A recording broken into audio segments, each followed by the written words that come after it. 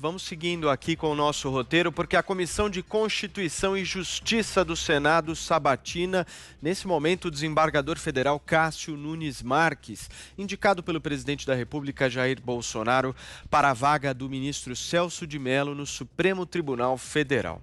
A sessão foi iniciada por volta das 8h10 e, segundo estimativa do presidente do colegiado, do colegiado, a senadora Simone Tebet, pode durar de 8 a 10 horas. Para ser aprovado, o nome do magistrado precisa do voto favorável de 14 dos 27 senadores da comissão e de 41 dos 81 parlamentares no plenário do Senado Federal. O nome de Cássio Nunes foi bem recebido por caciques do Centrão e por parlamentares da oposição. Por isso, integrantes do governo, ouvidos pela Jovem Pan, esperam uma aprovação relativamente tranquila. As sabatinas dos indicados ao STF costumam ser bem longas. E em 2015, o ministro Edson Fachin, indicado pela então presidente Dilma Rousseff, respondeu a perguntas dos senadores por 12 horas e 39 minutos. 2 anos depois, o ministro Alexandre de Moraes, indicado por Michel Temer após a morte do ministro Teori Zavascki, foi sabatinado por nada mais nada menos do que 11 horas e 39 minutos. É muito tempo, hein, Thaís Oyama?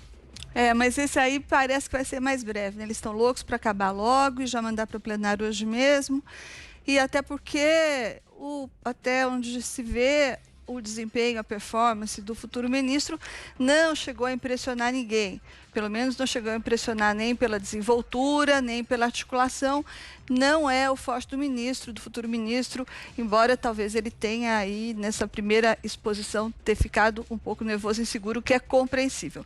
Mas, em compensação, o futuro ministro mostrou que pelo menos uma coisa não falta para ele, que é jogo de cintura, né? Ele se defendeu muito bem lá das perguntas que ele não queria responder. Primeiro ele começou agradando os senadores, falou tudo que os senadores queriam ouvir, sugeriu que era contra a prisão em segunda instância, disse muito claramente que é contra as decisões monocráticas e que defende as decisões de colegiado, tudo isso que se esperava mesmo que ele dissesse. Aí, quando as perguntas começaram a apertar, daí ele foi dando uma tergiversada, uma enrolada, mudando de assunto, aquilo que sempre se faz, né? Quando não se quer responder uma pergunta. Do ponto de vista da doutrina jurídica, ele também primeiro falou que era garantista, depois falou que também é um pouco consequencialista, enfim, ele joga lá conforme a plateia. E daí ele também enrolou bastante quando foi perguntado sobre o que faz a mulher dele, porque ele tem a mulher dele empregada no gabinete do senador Eumano Ferrer, que, para a desgraça dele, deu a seguinte declaração. Quando perguntado sobre qual era o trabalho que a mulher do futuro ministro Cássio Marques fazia no gabinete dele, o senador Eumano Ferrer não soube responder, né? Diz que eu tenho mais de 30 funcionários, não sei, ele é economista, trabalha lá. Bom, isso não pegou nada bem. E o futuro ministro Cássio Marques também não soube responder direito o que a mulher dele faz no gabinete do senador Eumano Ferrer. Bom, da parte dos senadores, o que se viu foi o de sempre. Aquela coisa festiva, aquela sabatina agradável, né, cheia de elogios, Vossa Excelência para cá, Vossa Excelência para lá. E daí, quando eles não tinham mais o que elogiar, até porque aquela questão do currículo era um pouco desagradável, elogiava o fato dele ser do Piauí, o fato dele ser nordestino. Enfim, tirar elogios de onde tinha e de onde não tinha. Isso porque os senadores não eram exatamente os inquisidores mais preparados, né? Como a gente já falou aqui, nos Estados Unidos, por exemplo, a sabatina da Amy Barrett durou 4 dias. Essa aí vai durar uma tarde, se tanto, né? Até porque os senadores não têm condições, não leram o suficiente, como acontece nos Estados Unidos, que eles têm que ler todos os trabalhos, todas as entrevistas que o candidato deu, etc. Não, eles dão uma passadinha lá de olhos e vão embora.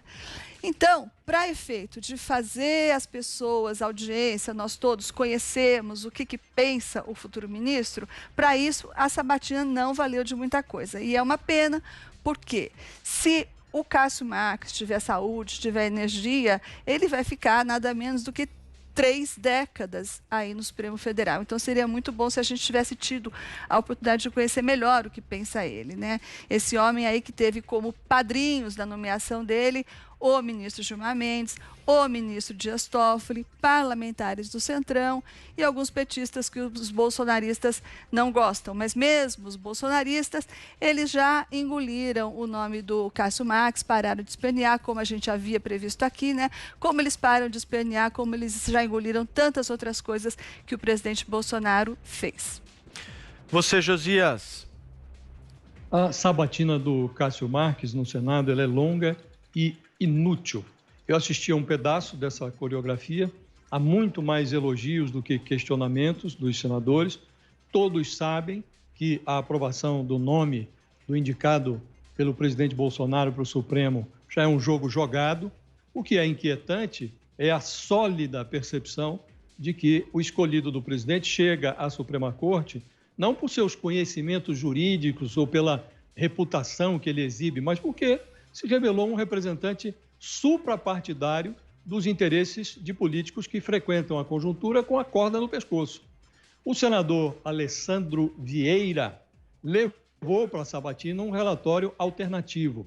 Ele recomenda a rejeição do nome de Cássio, mas a maioria já fechada com o relatório oficial do senador Eduardo Braga, ignora a manifestação desse senador estraga-festa. Mas o relatório paralelo serve para expor o que está por trás dessa coreografia, dessa cenografia do Senado. Além de iluminar ali os calcanhares de vidro do futuro ministro, o texto vai ao ponto. Ele anota ali que a indicação do Cássio angariou apoios entusiasmados de políticos que vão do petismo ao bolsonarismo e foi recepcionada por ministros do Supremo que costumam confraternizar com investigados poderosos e com seus representantes.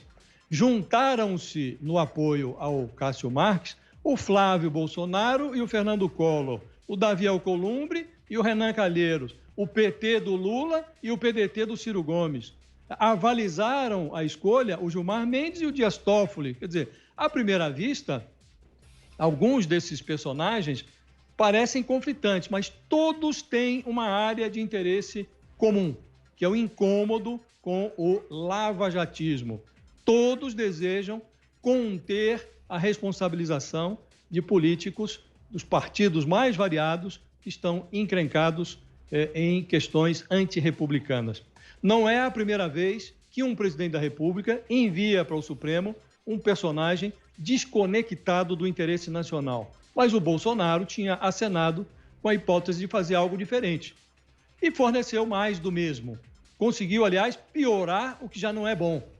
A exemplo do que ocorreu com o caso da vacina do laboratório chinês, o bolsonarismo também gritou nas redes sociais e fora delas contra a escolha do Cássio Marques. Mas, nesse caso, o Bolsonaro fez ouvidos mocos, ele se fingiu de surdo. Quem tem muitos calos, foge do aperto. Constantino. Pois é, Paulo, é o gado mais rebelde que eu conheço e independente. Deixa eu só checar uma coisa no meu banco rapidinho. Tá, não entrou o dinheiro da Secom desse mês, então eu vou criticar agora o presidente Bolsonaro. Né, Thomas Sowell dizia que nós não podemos controlar o que os outros falam a nosso respeito, apenas podemos expor que eles são mentirosos. Então, eu tenho dito há muito tempo já que essa escolha foi muito ruim, né, foi uma grande decepção, até porque era a primeira indicação do presidente para o Supremo, e o nome é, no começo, um ilustre desconhecido, depois que você vai averiguar, a coisa tão pouco agrada, e surge suspeita de currículo inflado, uma postura meio dúbia em relação a certas pautas, e a sabatina é um grande jogo de cartas marcadas, né, para inglês ver. A turma que vai votar já está satisfeita com a indicação, o que para mim é o principal indicador de que a decisão foi ruim. Né? Na dúvida, você olha quem está festejando e quem está lamentando. Quem está festejando, a gente sabe, né? Essa turma toda do Centrão, Toffoli, Gilmar Mendes, o presidente da OAB, que é petista, Santa Cruz, e por aí vai. Então, por acaso, hoje eu escrevi a minha coluna do fim de semana da Revista Oeste, e foi exatamente sobre isso, traçando um paralelo, comparando o Supremo Tribunal, a Corte Suprema Americana com o Brasil. E, por uma enorme coincidência, nós também tivemos esses dias a sabatina, né, que é o análogo à sabatina no Brasil, da Amy Coney Barrett, que foi indicada pelo Trump. E que diferença, né? Que diferença. Nos Estados Unidos, existe uma sabatina de fato. Aliás, é uma coisa tão rigorosa, tanta pressão em relação ao notório saber jurídico, até mesmo a reputação ilibada e assuntos extremamente pessoais voltam na vida inteira da pessoa. Já teve um que teve que desistir porque pegaram indicação do Reagan, era um bom nome, ou do Bush, agora não me lembro, mas porque pegaram ele numa época da juventude com maconha, né? E isso foi suficiente. Já teve um caso que a esposa saiu em prantos da audiência de tanta pressão que colocaram no marido. O segundo indicado do Trump, o Brett Kavanaugh, a Kamala Harris, né? Kamala Harris, que ninguém sério leva a sério, ela era promotora na Califórnia, usou seus dons e pressionou de uma forma, inclusive, vil o indicado por conta de uma acusação sem pé nem cabeça de abuso sexual de 30 anos antes, na época da faculdade, por uma mulher que não tinha nenhuma evidência, prova, testemunha, nada, e ela usou isso. Então, a sabatina nos Estados Unidos é uma pressão muito, muito intensa, né? E no Brasil é essa palhaçada. No Brasil é um troço que o Dias Toffoli passa. É verdade que na época do PT, que indicou 7 dos 11, né, havia mensalão e petrolão. Hoje nós não temos, até onde a vista alcança, escândalo de corrupção no governo federal, né? E Congresso comprado, nada disso. Mas é uma sabatina que é para inglês ver. E o grande problema está nesse círculo vicioso, né? Os senadores têm foro privilegiado, são julgados pelos ministros do Supremo, e os senadores, ao mesmo tempo, têm o poder de tirá-los por meio de impeachment. Tem vários pedidos de impeachment na gaveta e o Davi Alcolumbre senta em cima.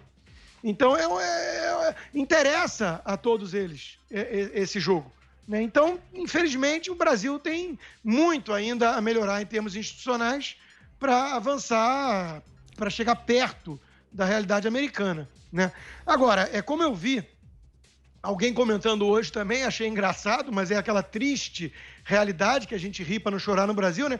Num país que tem Átila e Amarino como cientista, Felipe Neto como cientista político, né? Sendo chamado para dar entrevista em programa que já foi sério.